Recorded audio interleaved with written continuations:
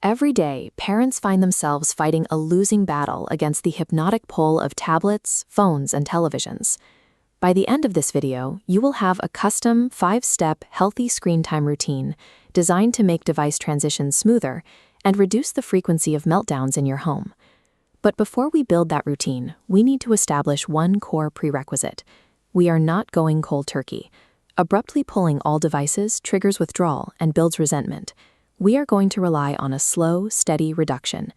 Shifting away from unregulated passive device usage and designing an intentional digital environment is how you reclaim your family's shared focus and your own sanity. Step 1 is identifying your child's exact daily limit. We built this baseline directly from expert pediatric guidelines.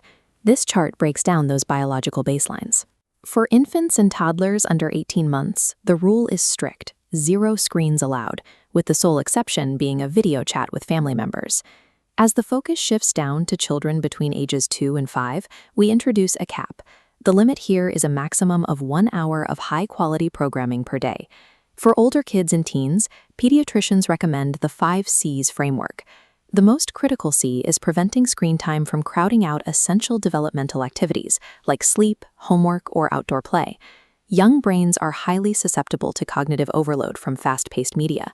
Adhering strictly to these biological limits protects their neural pathways and ensures they learn to process the physical world at a healthy, natural pace. Step 2 moves away from counting minutes and focuses entirely on physical space, establishing 3 non-negotiable device-free zones in your home. The first zone is the dinner table. Watching a screen while eating disrupts a child's natural fullness cues and silences his conversation, destroying a critical daily opportunity for family connection. The second zone is the bedroom. As this scientific visualization illustrates, when blue light from a screen hits the eye, it acts as a hard stop signal for the brain, immediately shutting down the production of sleep-inducing melatonin. The final zone is temporal. You need to enforce a total cutoff of all screen usage 1 to 2 hours before bedtime, allowing the nervous system to naturally wind down.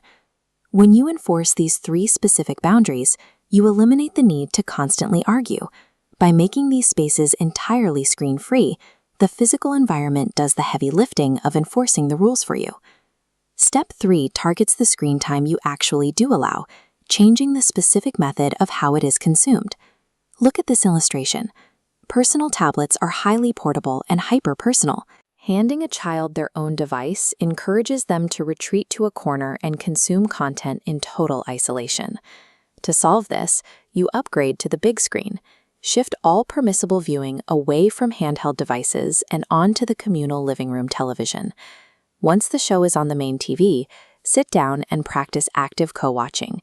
Ask your children questions about the characters or the plot to transform passive consumption into social engagement. Centralizing screen use in a shared physical space pulls digital media out of the shadows. It stops operating as a solitary emotional crutch and becomes an intentional, shared family experience. Step 4 is about mastering the most volatile moment of any routine, the exact second the device needs to be turned off. We use the warning, timer, choice method. You start with a 5-minute warning because a child's brain neurologically requires that buffer period to process the upcoming transition. When the timer rings, you give them a bounded choice. Use the exact script shown here. The timer is off. Do you want to press the button, or should I? This gives the child a sense of autonomy over the shutdown process. If a meltdown does occur, do not return the device to stop the crying. Using a screen as an electronic pacifier directly stunts their ability to regulate their own emotions. Utilizing bounded choices during difficult transitions builds long-term emotional resilience by teaching children how to manage their own reactions to a boundary. Step 5 is where we look in the mirror. This entire system fails if parents are actively phubbing, snubbing in children by staying glued to their own screens. During designated family time, place your own phone in a basket or a drawer. You have to actively model the physical behavior you are demanding from your kids. When the screens are removed, your child will eventually complain about being bored. Let them.